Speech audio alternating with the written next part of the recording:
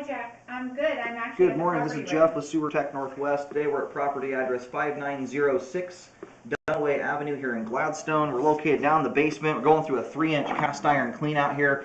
It's attached to a 4-inch line though. It's just a clean out 3-inch. We're going to insert the camera and check the overall condition and serviceability of the sanitary sewer line.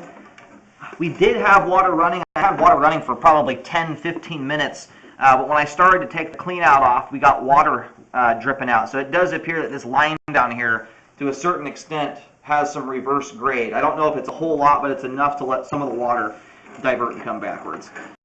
Now, anyway, we're going to have to keep the water turned off for now. We've run a whole bunch of it, so plenty of water has been down the line. Right here, we have a piece of cast iron pipe stuck in the line. That looks like where someone chopped into the pipe and left a chunk of it inside there. That I would highly recommend getting removed from the pipe. Something that big and jagged and heavy is very, very likely to cause debris to hang up in the line. Getting it out of there is the real trick, though. That's going to be the part that's... You might be able to jet it out of the line, possibly.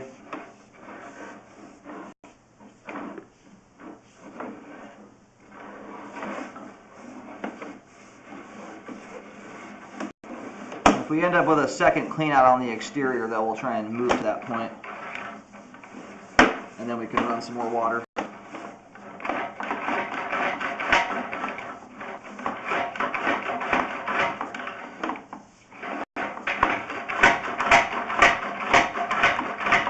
Now it's transitioning here to concrete pipe. Unfortunately, let's see if my camera will go through this. It's kind of hanging up here.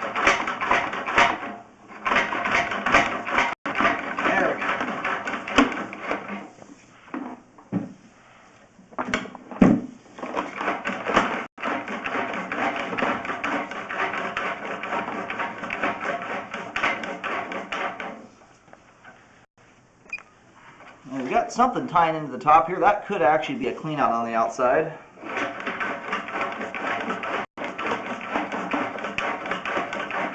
And when it switched to concrete there, it looks like just a flush transition over to 4-inch concrete from 4-inch cast iron.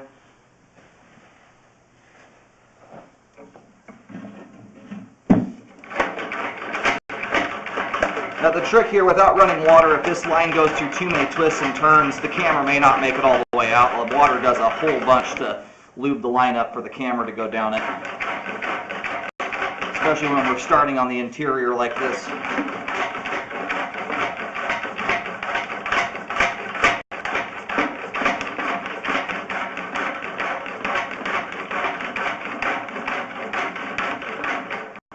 And this pipe material here is transite concrete. Instead of having aggregate rock in the mix, it has asbestos fibers. We may have a root coming through here. I've got to try and clean the camera lens off. We've got an item dangling down from the top of the joint there. And this joint is a bit busted up. I think we may have some roots there. Yeah, that looks like we've got the start of roots coming through there. Right now it's minor.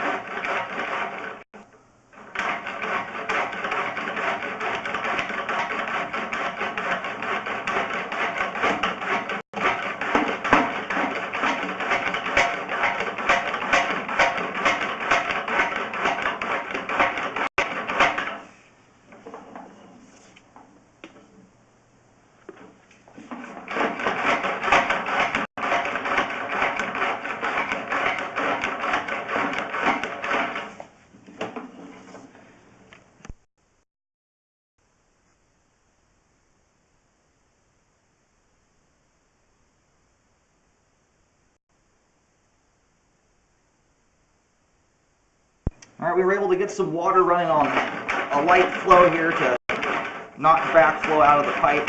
And we're going to hopefully be able to make it a bit further here. Now this right here at the joints is very common with transite. I see it very frequently where you get this, the joint there will start to chip away. In almost every circumstance though, I never see signs of the line actually being open to the ground. Generally, especially a line this age, if it were to be open to the ground for a substantial amount of time, what ends up happening is you'll get dirt that will flow into the pipe. We don't see any of that there, and I'm also not seeing roots. So for that reason, I'm not recommending any repairs on that spot there. Those joints are firm coat. There's a rubber sleeve around the outside of the pipe that keeps the line sealed off in the ground, even if the joint is banged up there a little bit.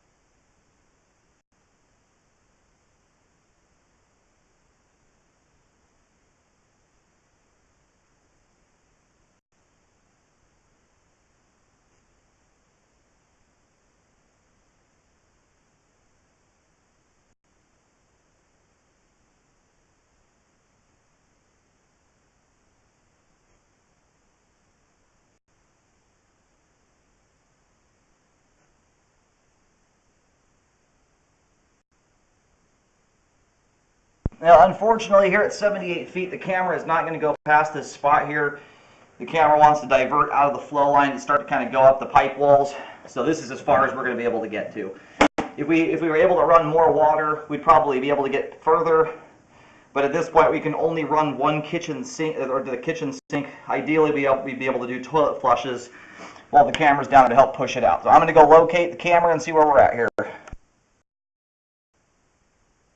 Okay, I located the camera head successfully here, and we are getting seriously lucky. We're literally only 6 inches to a foot from a secondary cleanout that's out right on the street edge just before the sidewalk. I can actually see the light of my camera shining down the pipe. And based on the locate, I'm only about a foot away from that spot here. So there's going to be almost no pipe that we can't scope in this whole line here, which is great.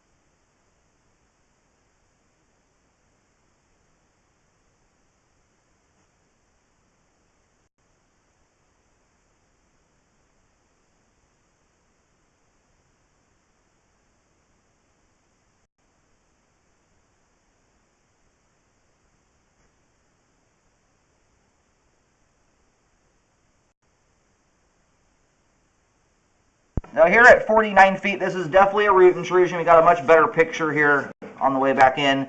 We do have roots penetrating the line here. And this joint looks very similar to the one we just went past. We've got a little bit of cracking at the joint. This one here is obviously open to the ground, though. The other one does not appear to be. We don't have any dirt roots or anything like that coming in through it.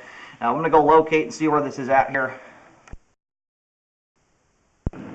Alrighty, if you're looking at the front of the house from the street, we are just out from the rear right corner of the home.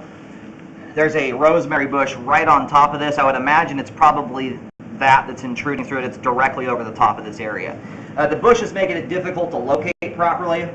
I've put a white marking in that bush, but because I can't get my locate wand all the way down to the ground, the best I can do, the depth is bouncing there between about 8 to 9 feet deep. And given that depth there, you know, and so here's a joint right here where it looks like we're starting to get a little bit of dirt coming through. The way that I look at these older lines like this, you have a line that's already got a lot of age on it. It's not going to last forever. You really want to start pricing out the cost difference between doing a spot repair on an old line that's going to need updating at some point in the future, or just doing like an epoxy liner would be a great this would be a great candidate for an epoxy liner. It does not require any digging. But if you have, let's say, a spot repair that costs $2,000 or more dollars, $3,000, but to line the entire pipe only costs $4,000. That's where you got to start looking at the cost difference there and start looking at whether the full update's going to make more sense. Now this joint here at 44 feet, I'm going to pull back here just slightly. Look on the left side of the screen. It looks like there's some dirt that's starting to come through there. This is what starts to happen to the joints slowly but surely over time. None of these joints are going to last forever. There's a couple that are already showing a little bit of cracking at them.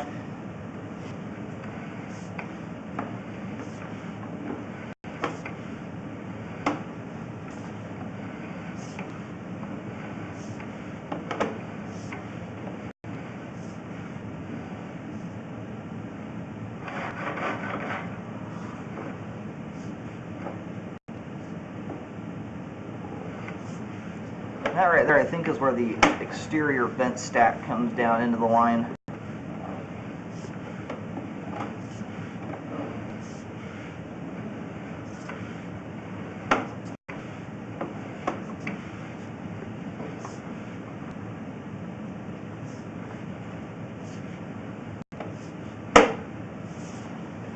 Alright, that's about where the line there exits the foundation. We have a big dive here, which is the reason for that depth it's at. So thus far, we have a few joints in the line that are showing some cracking. Two of them appear to be open to the ground. One has dirt coming through, the other has a root intrusion.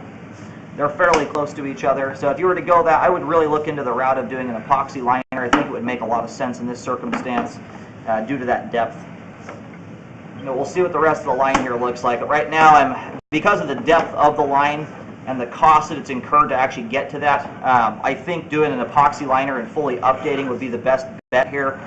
You don't have to worry about those roots coming through, or it makes it at least much more resistant to them.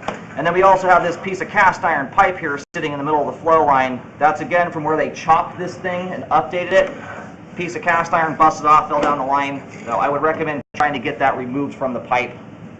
I'd show the video to some drain cleaning guys and see how best to do it. It's just inside the clean out here, so if you can't jet it out properly, you could cut the pipe open, I suppose, and get to it that way. And we're going to go ahead and move out to the secondary clean out by the sidewalk. Alright, we're out here at the secondary clean out. There's actually another clean out. I didn't even notice it on the main vent stack out here on the back of the house too. We're going into 3034 PVC pipe here.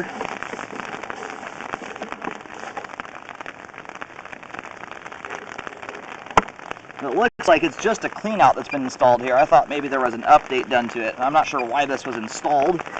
But you check with the city. Sometimes when these secondaries get installed like this, the city actually maintains everything from the right-of-way out to the main. And we're going to leave the line dry right now. There's no reason to run more water. We've put tons and tons of it down the pipe here. Alrighty, here at 17 feet, we have reached the main lateral connection. It's all transite concrete out to this point as well. And we'll look at these joints here on the way back in. This stuff is it's in better shape than some of the previous pipe. But overall, considering its age, it's actually in pretty good condition. The reason I'm recommending a epoxy liner throughout the whole thing is it's a cost effectiveness to, you know, to spend thousands of dollars to fix one piece of pipe and we're not spending just a little bit more than that. It fully updates the line. That's where I think it makes the most sense to go that route here. That's why I'm recommending the full update. But all the pipe we just scoped there from this clean out to the main is flowing very nicely and is in, I would call it, fair to good condition, especially considering its age. And this goes out to the side street right off to the right side of the home.